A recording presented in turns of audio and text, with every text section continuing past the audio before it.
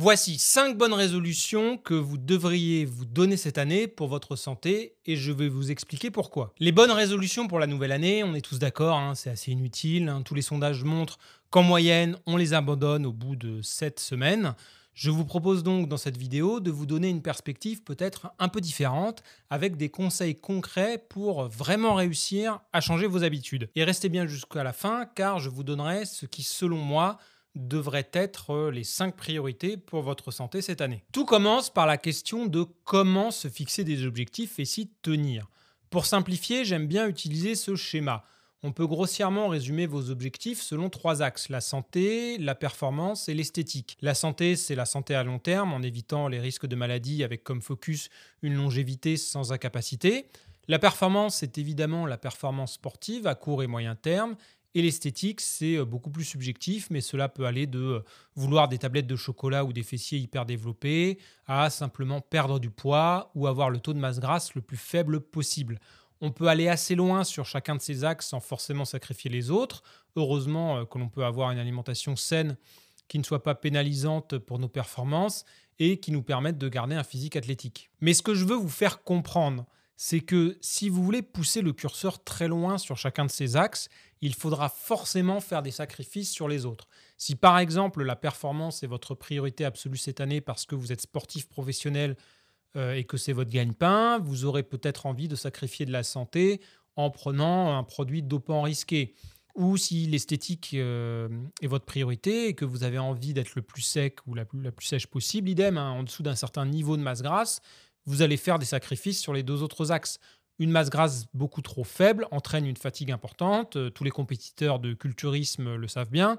Ce qui, au bout d'un moment, va forcément pénaliser les performances. Côté santé, ça peut amener des problèmes hormonaux, notamment l'aménorrhée chez les femmes. Donc, mon premier conseil, c'est de savoir où vous voulez mettre le curseur précisément, quelles sont vos priorités à court et moyen terme. Même si a priori, je me doute bien que 99% d'entre vous veulent simplement pousser l'axe santé au maximum, en allant aussi loin que possible sur les 2 autres axes sans trop de compromis. À partir de là, vous pouvez ensuite définir des critères pour mesurer vos progrès. Côté performance, c'est assez évident, c'est selon votre sport, les chronos en course à pied, le poids que vous soulevez dans les sports de force, etc. Mais, et c'est très important que vous ayez cela en tête, évidemment, la nutrition a un rôle à jouer dans la performance, mais la qualité de vos entraînements compte aussi au moins autant. Ensuite, vous allez peut-être vouloir mesurer votre évolution physique. Le critère le plus basique et le plus accessible qui existe est le poids, bien évidemment, avec son corollaire qui est l'IMC, l'indice de masse corporelle, qui est le poids divisé par la taille au carré. Suivre son poids est évidemment intéressant quand vous avez de manière évidente et visible trop de masse grasse, ou au contraire que vous êtes très mince et que vous voulez prendre du poids. L'IMC est un outil statistique utile pour suivre des populations globales, mais assez peu pertinent tout seul au niveau individuel, surtout si vous êtes sportif, parce qu'avec une masse musculaire plus importante que la moyenne, beaucoup de personnes peuvent se retrouver avec un IMC un peu supérieur à 25 et donc être classées en surpoids, même si leur taux de masse grasse est faible. C'est pour ça que l'étape du dessus, c'est mesurer son taux de masse grasse. C'est plus pertinent car en faisant du sport, vous pouvez avoir un poids total qui se maintient tout en perdant du gras et en prenant du muscle, ce qui est certainement un objectif pour pas mal d'entre vous. Et si vous êtes en surpoids, vous pouvez aussi mesurer votre tour de taille au niveau du nombril. Ça permet de mesurer les graisses viscérales, abdominales, qui sont les plus mauvaises pour la santé et sont un facteur de risque important pour le diabète de type 2.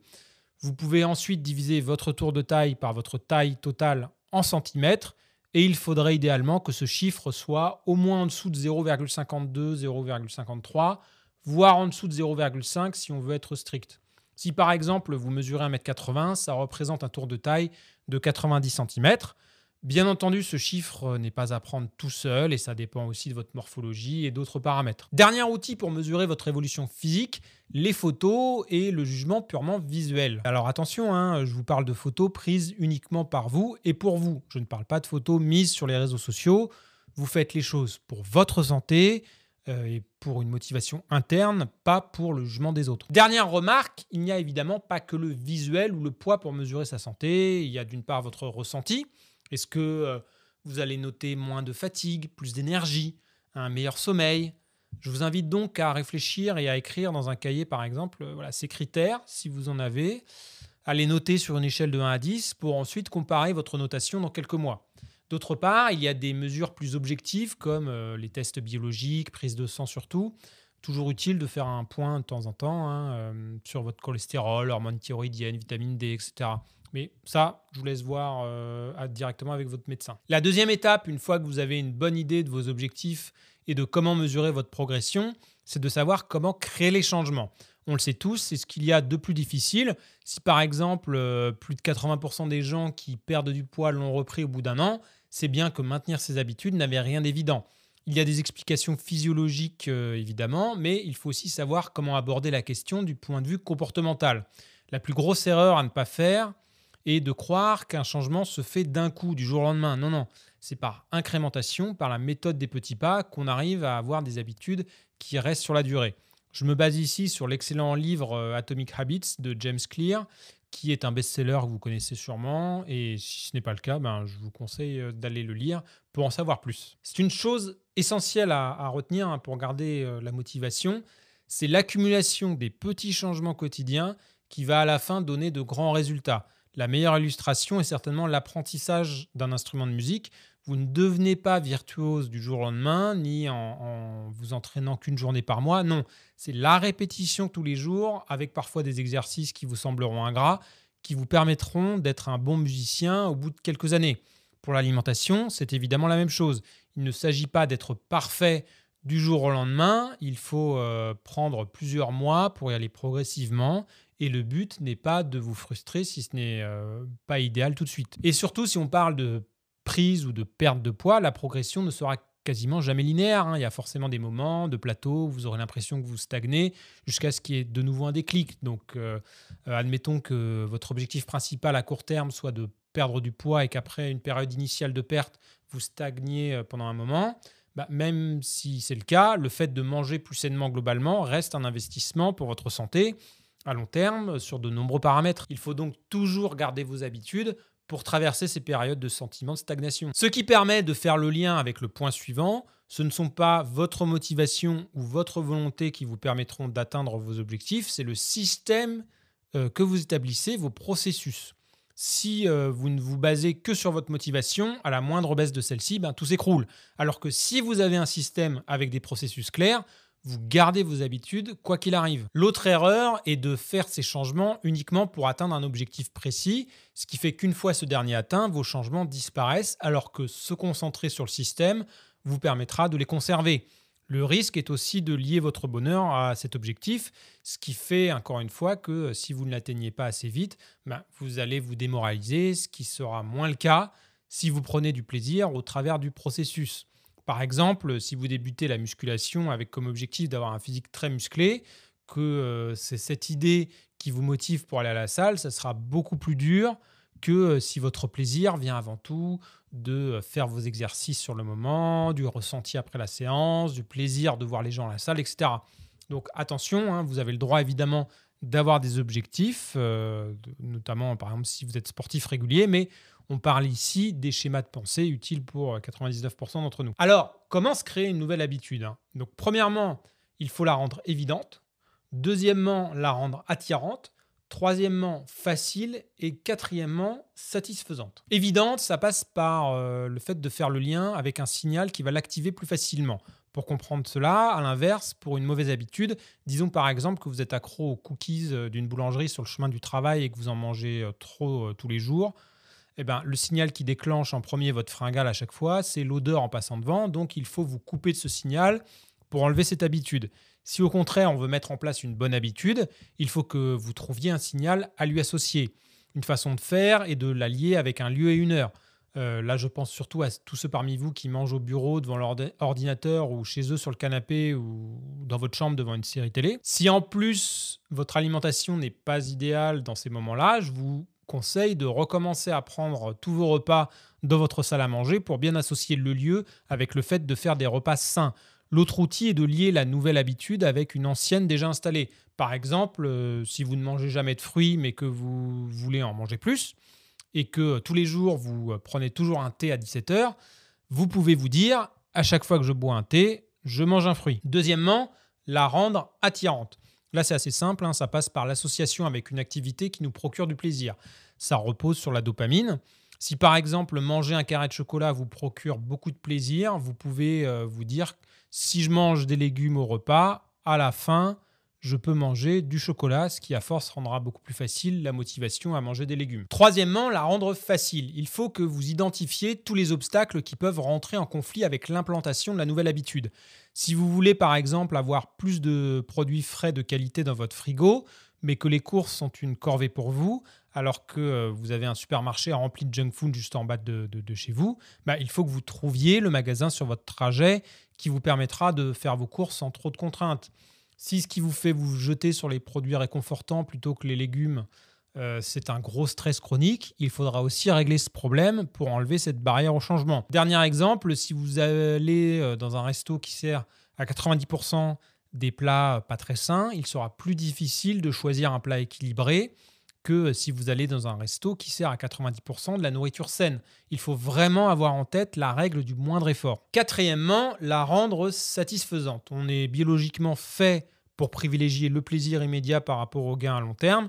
Il sera toujours plus facile de prendre du plaisir en mangeant ce délicieux gâteau au chocolat qu'en mangeant du brocoli. Parce que forcément, la vision de ne pas avoir le cancer dans 20 ans, ça ne nous motive pas. On peut jouer sur plusieurs leviers. Alors, d'une part, vous engagez auprès de quelqu'un, un ami, votre partenaire, non pas pour qu'il vous fasse des reproches, mais juste pour qu'il vous donne des encouragements quand vous maintenez cette habitude. Là, c'est un peu selon chacun d'entre vous, si vous êtes sensible ou non à la motivation des autres. D'autre part, dans le sport et dans l'alimentation, vous pouvez augmenter la satisfaction en suivant vos progrès. C'est toujours très plaisant de voir que l'on progresse. Et je vous renvoie à ce que je disais au début sur la mesure des progrès. Au final, comme vous le voyez, il faut vraiment se concentrer sur le chemin plus que sur la destination. C'est cela qui vous permettra de faire des changements importants sur le long terme.